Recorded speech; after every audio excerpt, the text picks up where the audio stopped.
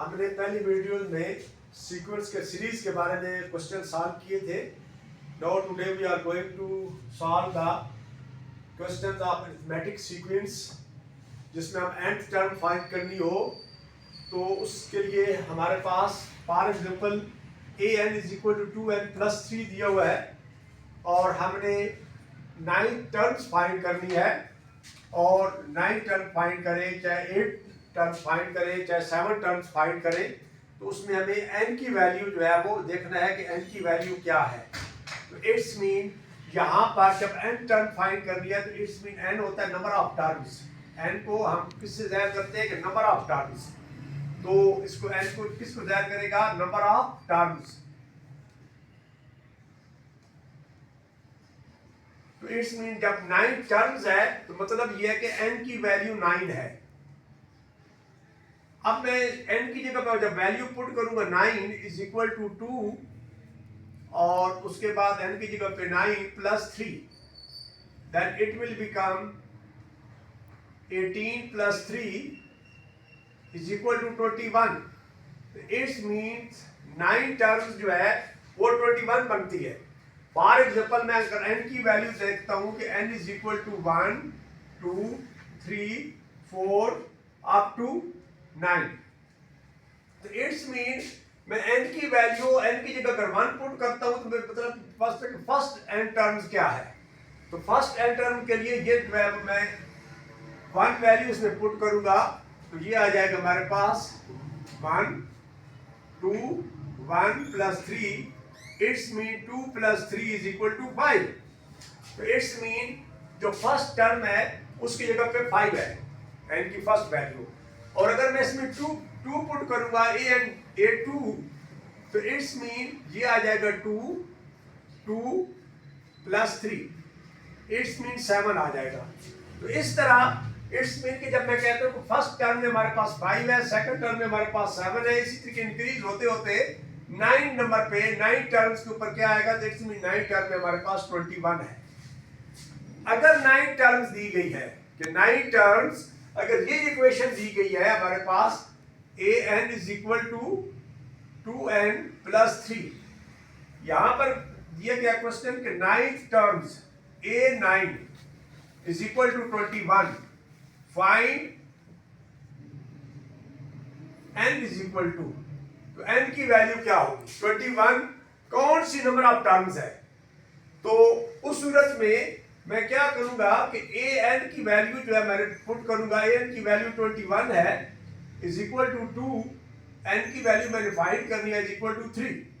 अब 3 इधर आ जाएगा, 21 - 3 2n, then it will become 2n is equal to 18।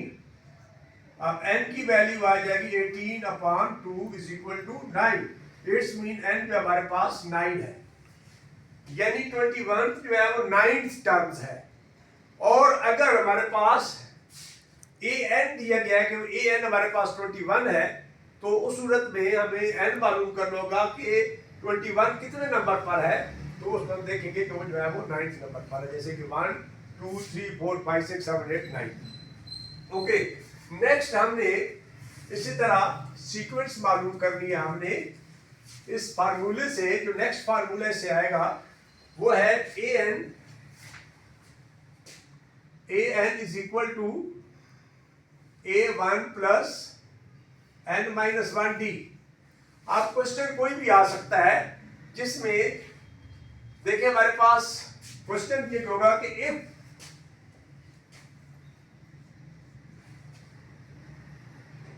if a5 is equal to 16, a5 is equal to 16 and a20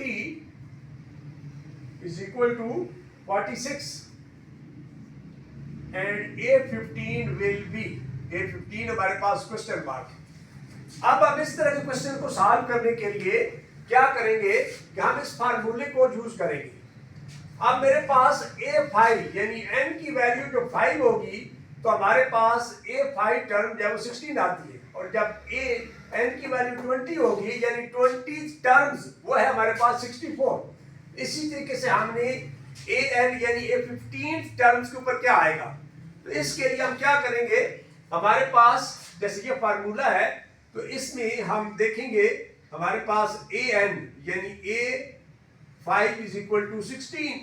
अब इसको solve करेंगे, a5 is equal to इस फार्मूले के मुताबिक a1 प्लस n की वैल्यू अब 5 है माइनस 1 और d हमें नहीं मालूम, तो ये आ जाएगा हमारे पास a5 हमारे पास 16 है, 16 is equal to a1 plus 4d। अब हमारे पास ये इक्वेशन बन गई, इक्वेशन नंबर 1। अब मेरे पास दूसरा दिया हुआ है कि a20 is equal to a1 और n की जगह पे हमारे पास आ जाएगा 20 माइनस 1 और d हमें नहीं मालूम, और a20 में मालूम है 46 है, तो अब आ जाएगा a1 प्लस 19d और दूसरी इक्वेशन मेरे पास ये बन गई, इक्वेशन नंबर 2। अब मैं क्या करूंगा, अब मैंने सॉल्व करना है, तो इन दोनों इक्वेशंस को सबसे पहले मुझे a भी चाहिए और d भी चाहिए, a1 भी चाहिए और d भी चाहिए।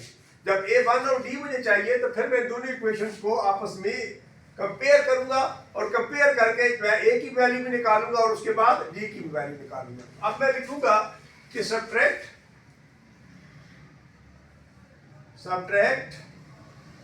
Equation number 1 from equation number 2, equation number 2। अब इससे जब इनको सब्ट्रैक्ट करूंगा तो ये मेरे पास आ जाएगा